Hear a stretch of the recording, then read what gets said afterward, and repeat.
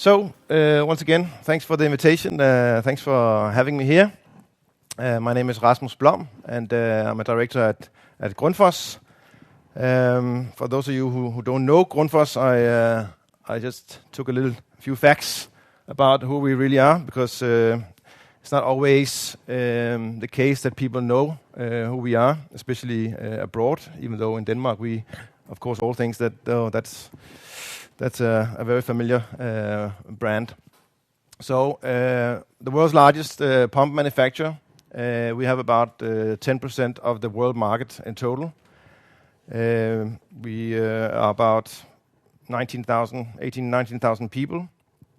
And we serve a lot of different segments in the world. So both from domestic houses, commercial houses, industry, water utilities, and so on. And that's also a very important element that I want to bring into the discussion later on when we talk about innovation. Good. A little bit about the company founder, because I think that's also important to understand what kind of company we are. So the company was founded in 1945 by a young entrepreneurial guy called Paul Du Jensen. And it was his son. You saw some quotes from before. Paul Du Jensen and his son Niels Du Jensen are very much Steve Jobs type people who have had great visionary ideas in the past and really not put so much weight on what other people meant about how things should be done. And that also explains a little bit of the DNA in Grundfos that have allowed a boring pump manufacturer to start looking at what can we use the digital age to.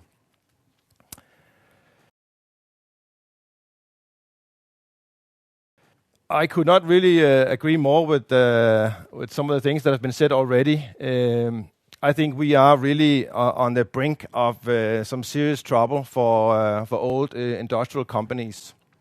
And the reason why I say that is not only because we have very, very skillful competitors in the Far East who are very good at doing the things that we have been doing for a long time. They can also do it faster and at a lower cost. That's one thing that we have to think about. The other thing is that there are some fundamental changes happening. If we look at the scenarios up here, which is kind of describing the different phases Grundfos has gone through. It all started with a pump and a pump alone. Then we were using another company's electric motors to drive the pump. The next step was then to build our own electric motors. And actually today Grundfos is one of the world's largest manufacturers of electrical motors, not something that people know. And that was actually a very big step in the company's evolution to go from the hydraulics part into electric engineering. The second phase then came with the introduction of electronics in the 60s and 70s and going into the 80s. And there we actually start building electronic factories. So we have our own electronic factory. And we also produce now sensors with the most high-tech silicon vapor factory in Northern Europe. These things would never have happened if we didn't have a very visionary leader who knew that the value was moving on. We could not compete on our existing way of delivering value to the customer. We need to move on and utilize the technology. now you see the S-curve is kind of flattening out of that phase, and a new one is starting. The fundamental difference with this new phase is that it is running in a new paradigm. The three first ones were all taking place in what you could call an analog industrial paradigm. But now we're entering into a digital paradigm. And that has a much greater impact on our company than the previous. Because now it's not only about technology and the way we produce things, how the things are built. It's also really about how we make business models, how we deliver the value, and how we think. So it has to do with the complete change of the mental models that are taking place in a company. That is a massive challenge for Grundfos and other classical industrial companies. So we have been working on these things for about 3 years now in Grundfos. My job is really to look to the future and try to shake up Grundfos and say, you know, we need to think about what happened to Nokia. We need to think about what happened to some of the big telecom equipment providers. What happened to Kodak? What happened to these companies who had all the best people? They had the world market. And suddenly, like Jørgen also was saying, they were looking in the wrong direction. And someone came through the wall and just disrupted their whole business. This is a very serious and I think also a very real scenario. So what we have done in Grundfos is to start on this journey, start thinking about what could some of the opportunities but also the threats be for Grundfos, and how could we try to mitigate for that. So we have created teams which are coming from outside the industry, a lot of people from telecom and software, service businesses, and try to bring in this new DNA into Grundfos and challenge the existing mental models. That's kind of the part where I come into the picture.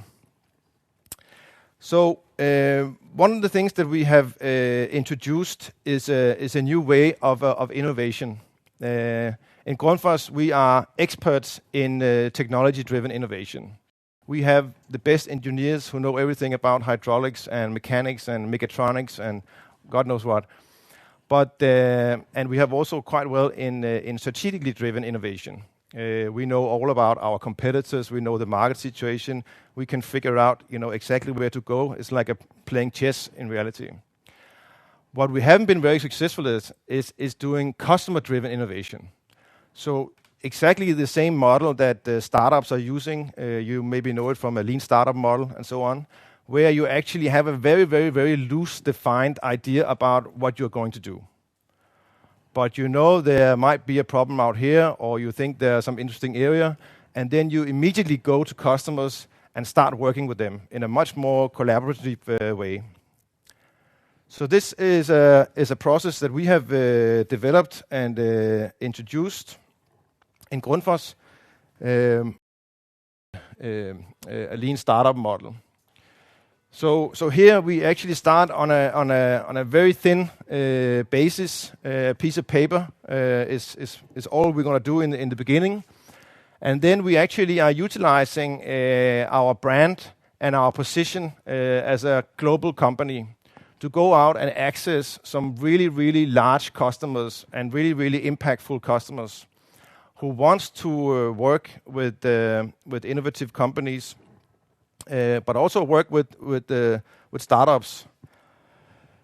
So what we try to do here is to identify new problems that we can solve based on some of the solutions that we already have. And then to do the actual projects, we often make use of small startups and small entrepreneurial companies, one-man shops, and so on, to really get the speed and the agility needed.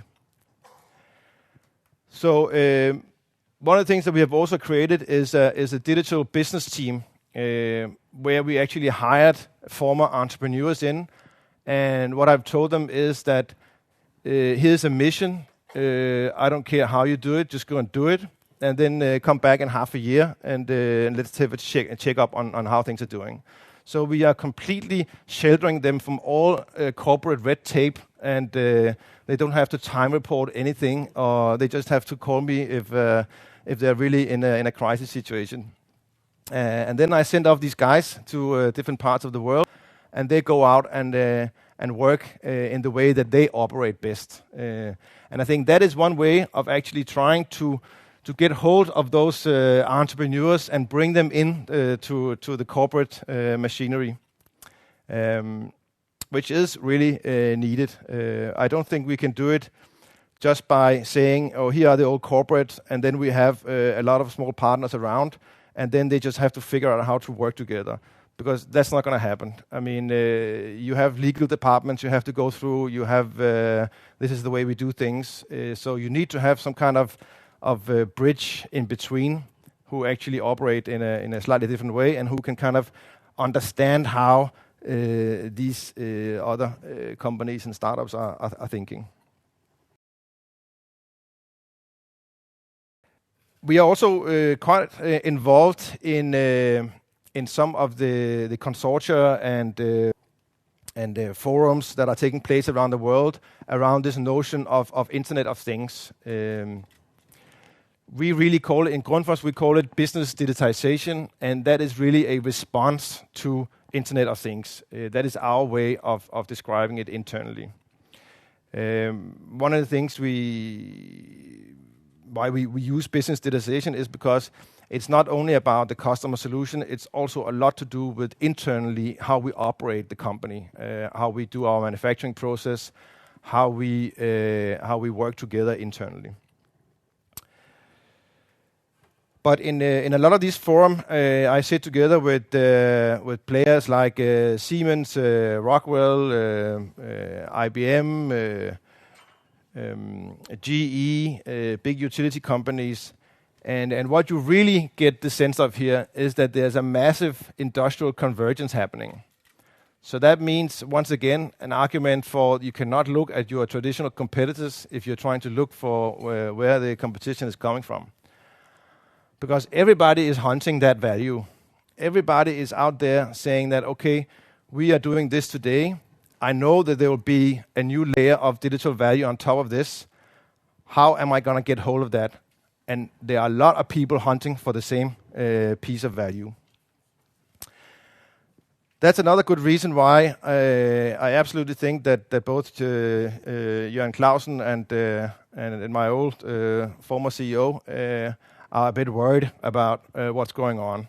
Are we actually capable of making this transformation? And I also completely agree with the statement that the future is much more foggy than it used to be. And of course, that is also something that you need to take into account when you do your strategy work. And you have to remember, when we do strategic choices, it has impact for maybe 20 million products that we produce every year. So it's not something you do lighthearted and say, oh, we're just going to use this radio protocol from now. We think that's the best idea. It has tremendous consequences, not only in cost, but also in the product life cycle afterwards. What happened if we picked the Betamax, right? We didn't pick the VHS. Then we are in deep trouble in the future.